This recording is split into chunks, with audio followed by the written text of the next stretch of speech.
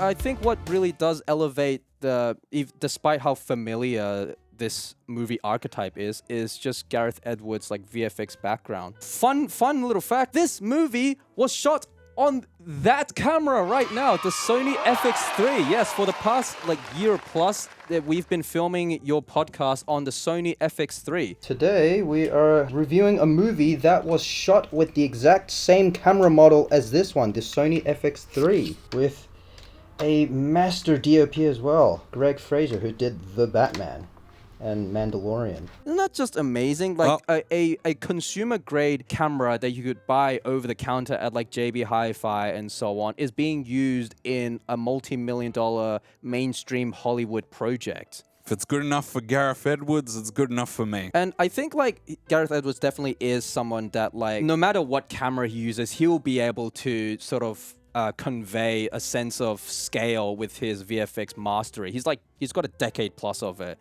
So, and you know, he really put his money where his mouth was. Don't you agree that by the fact that he used a small consumer grade camera rather than like a big red camera or... Well, just overall, I feel like the creator looks better than films with triple its budget. Hell it looks yeah. better than Indiana Jones 5. It looks any of the Fast and Furious movies. I know that's probably not saying much. Nice. But that's good to hear. It looked on the level of like a Star Wars movie. And ironically, Gareth Edwards directed Coincidentally, Rogue One. yes, Rogue One, yeah. He does a good job of not overusing CGI to the point where it's super obviously fake. Yeah. You kind of feel like you're immersed in these It's seamlessly worlds. blended in the real world, like photography that they've captured in the real world. What do they say? Necessity breeds creation?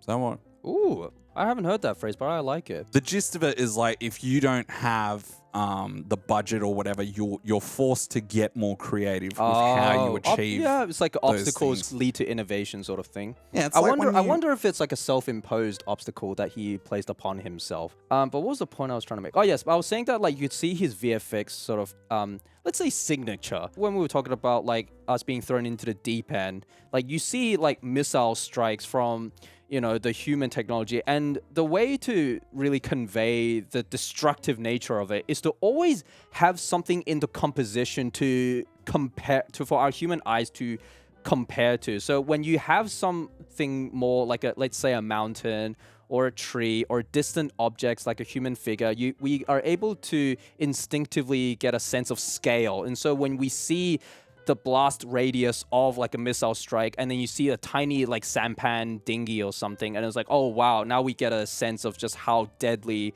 this concussive blast is, you know, and it's backed up by phenomenal sound design and, you know, pretty riveting music as well. Would you agree? Music was also quite like, you know, quite engrossing. I'm coming from Dumb Money. That was my last review where all it was whip. I'm gonna get my whip.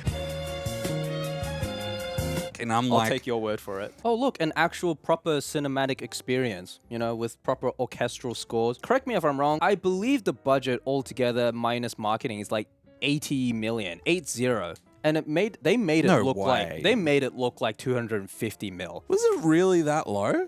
Yeah, and I'll explain why. This is just how phenomenally resourceful the filmmakers were. Because of the fact that they're using, and you can tell my camera geekiness coming out, but I have to go into the deep end with this. I know it's coming out when you start yelling. But like Sony FX3 weighs like, I don't know, let's say less than 5 kilograms. And so just by that alone and by the tiny form factor, it means that you don't need to rig up with techno cranes and jibs that are graded for like heavy machineries like the big Arri Alexans and so on. It's just a tiny consumer grade camera. So because there is less heavy machinery, you don't need to hire as many crew members to operate the jibs and the gimbals and so on. And with less people you hire on, there's less labor cost. And also too, Sony is known for their low light performance. We can turn all of these house lights off now and then crank up the ISO to like 12,800 and it would be able to see us like as if it was daytime. So they just pretty much use practical lighting. That actually brings up a good point because there's a lot of nighttime You know, scenes in night times, this. even in, so for example, like Sound of Freedom, it's like they have to rig up moonlights Yeah. to just for the camera to be able to see anything without it being too grainy by turning up the ISO. And here's a little thing: cinema cameras mainly operate at ISO 800, but the Sony FX3 has something called a dual native ISO, where when you jump into, I think, 12,800 ISO, it sort of like makes the noise of the ISO goes away. You know how when you turn up the ISO, it gets really grainy and stuff, but when you jump up to like 12,800, it like sort of resets into a second circuitry. And so, yeah, they just needed practical lights because everyone had suits with like the lights inside their helmet things. Oh, yeah, that was a good point. And so, because of the high ISO performance, they did not need to have as many lighting rigs set up and therefore less lighting assistants, less gaffers. They literally just, I think, had like some flexible light on a boom arm and then just had one guy follow the protagonist. And so the downsizing of a film crew really contributes to not needing to spend so much, and you could invest that back into like location scouting and whatever. Well, you know? you also like, because a lot of the film is shot at night, you can hide a lot of imperfections. You can hide the special effects. Things can look better because there's less effort, because it's not just out in the open in a brightly lit area. Even if you go watch Jurassic Park, the T-Rex attack scene, like it's raining and it's nighttime. Those were little things that were done to not bring too much attention. Oh, okay, I see what you mean. So when you have like a grand big drone shot of like a sweeping landscape, but it's daytime, there's more VFX details you have to add in. Yeah, especially... Whereas if it was nighttime, there's like, you can just hide it behind the fact that it's nighttime and it's dark. Yeah. Oh, okay, I get what you mean by that sense. And fair the same with characters, like robots don't need as much detail. Fair enough. Yeah, because fair the enough. darkness is covering half of it anyway. You just need to have like a low texture sort of, and then have them blurred out in the background. Yeah, no, fair enough.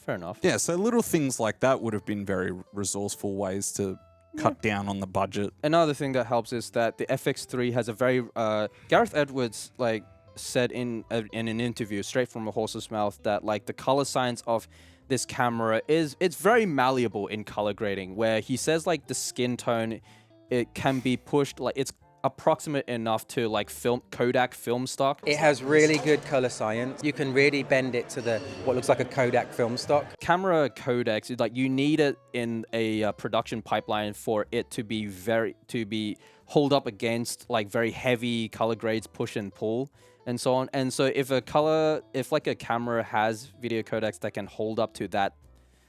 Yeah, anyways, I'm geeking out. Anyways, I hope you add a lot of B-roll to those sections where you're talking, because I'm like, I don't know what the f you're talking about. You don't even know what color science is. It's like there's so much. There's like a whole I know color profiles. Yeah, color profile, S-Log 2, 3, you know, color grading, Okay, without I get destroying the image is what I'm trying to say. And because we also watch this on a big screen. And on a big screen is where you can see if there are some imperfections and so on. But the footage held up very well, especially at night times. I also really liked the loudness of this movie because it was so Explosions great. and stuff. Yeah, but also because we had a bunch of dickheads in the back row where we were watching, just like making jokes and during the trailers and stuff. But then as soon as the movie started, it was like they were completely drowned out. And I was like, this is great. Don't lean back on the chair, Martin, ever again. Yeah. I mean, you can if you want. I'm just not going to save you. Sound like Batman in Batman Begins. Is like, I won't kill you, but I don't have to save you. Oh, how the fuck did you do that? First you broke a chair in one episode, and now you want to fall off a chair. What's going on? Are you okay? We actually lost the chair while making this.